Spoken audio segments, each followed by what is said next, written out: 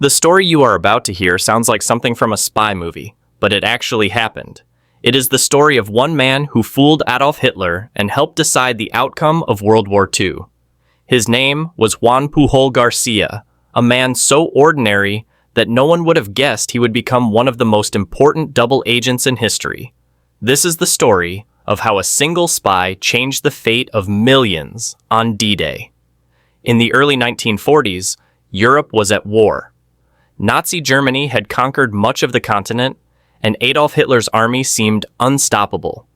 The Allies, made up of Britain, the United States, and their partners, were planning a massive invasion of Nazi-occupied France to push back the Germans.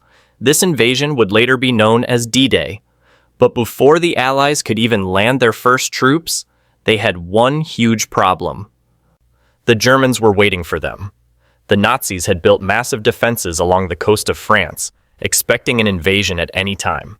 If Hitler found out where the Allies planned to land, the entire operation could fail before it began.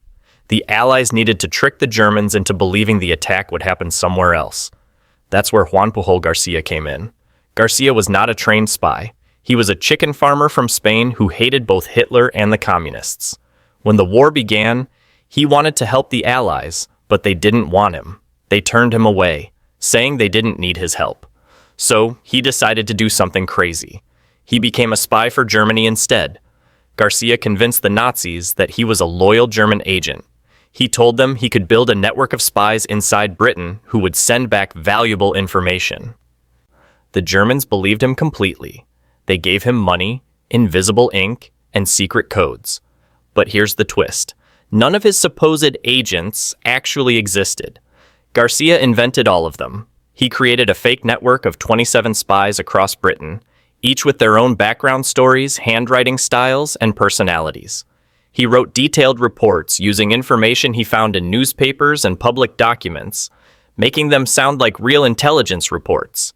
He would even make small mistakes on purpose so his information would seem more believable. When the Germans read his reports, they thought they were receiving secret details from inside the heart of Britain's war machine. Garcia signed his messages as Agent Garbo, a codename given to him by British intelligence later, after the actress Greta Garbo, because he was such a brilliant actor.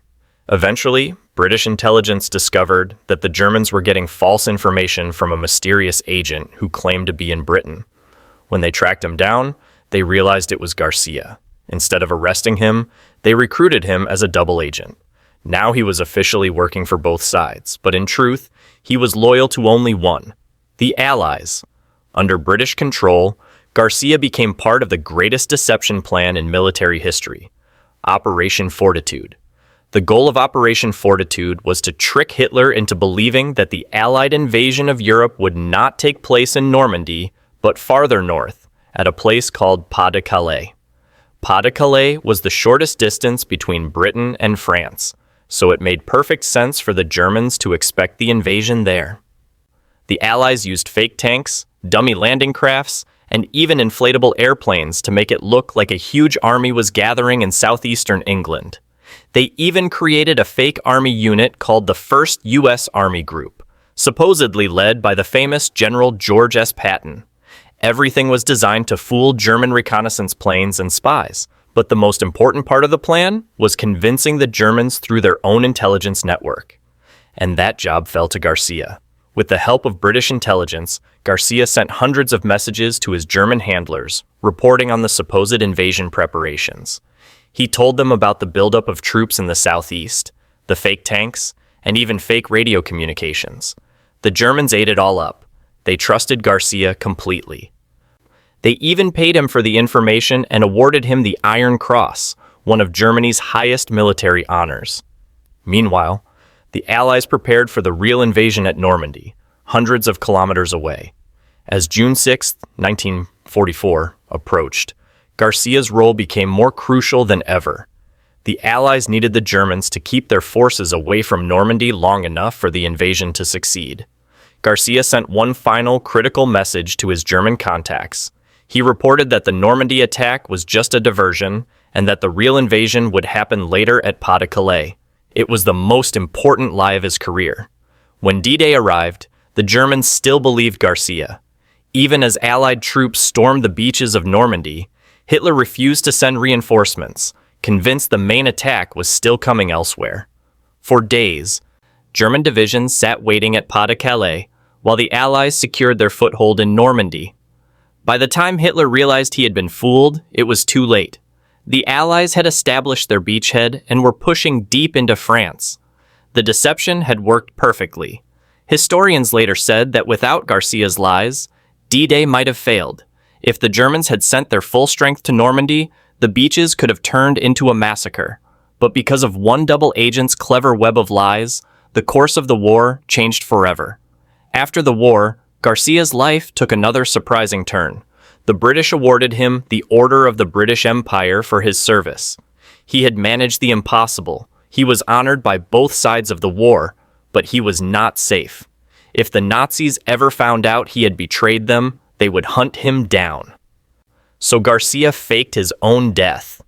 In 1949, news spread that he had died of malaria in Angola.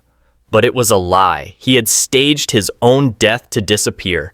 For years, even his British friends thought he was gone. In reality, he was living quietly in Venezuela under a new name, working in a bookstore and raising a family. It wasn't until decades later that his incredible story came to light. In the 1980s, a British writer tracked him down and convinced him to tell his story. Garcia finally revealed how he had fooled Hitler and helped save the world from Nazi domination. He passed away peacefully in 1988, far from the chaos he once helped to end. But his legacy remains. Juan Pujol Garcia, the man who never fired a gun in battle, defeated one of the most powerful armies in history, using only words, imagination, and courage. He was proof that intelligence and creativity can be more powerful than any weapon. His story reminds us that sometimes the most extraordinary heroes come from the most ordinary places. The spy who fooled Hitler wasn't a soldier or a trained agent. He was a man with a belief that he could make a difference, and he did. Every coded message, every fake report, and every daring lie brought the world one step closer to freedom. The success of D-Day is often remembered for the bravery of the soldiers who stormed the beaches, but behind their courage stood people like Garcia, whose invisible war made the invasion possible. He was a master of deception, a weaver of lies that saved lives. The Germans trusted him more than any other spy, and that trust became their downfall. Even today, intelligence officers study his work as a perfect example of psychological warfare. The lessons of his life reach beyond the battlefield. They show how one person, even without power or status, can shape the destiny of nations. It all began with one man who refused to give up, even when no one believed in him. When Britain rejected him, he didn't walk away. He found another path, one that would lead him to become one of the greatest spies in history. His courage, wit, and imagination outsmarted the most feared regime of the 20th century. Imagine the pressure he faced, sending lies to the Germans while knowing that one wrong word could expose him. Every message he sent could have cost him his life, yet he stayed calm and focused. He built a world of fiction so convincing that even the sharpest minds in German intelligence couldn't see through it. His fake network was so detailed that when one of his imaginary spies died, Garcia even wrote a heartfelt obituary to make the story believable. The Germans mourned a person who never existed. The power of belief was his greatest weapon. The Germans wanted to believe they had an agent inside Britain, and Garcia gave them exactly what they wanted to hear. In doing so, he controlled their decisions without them realizing it. It was a psychological masterpiece.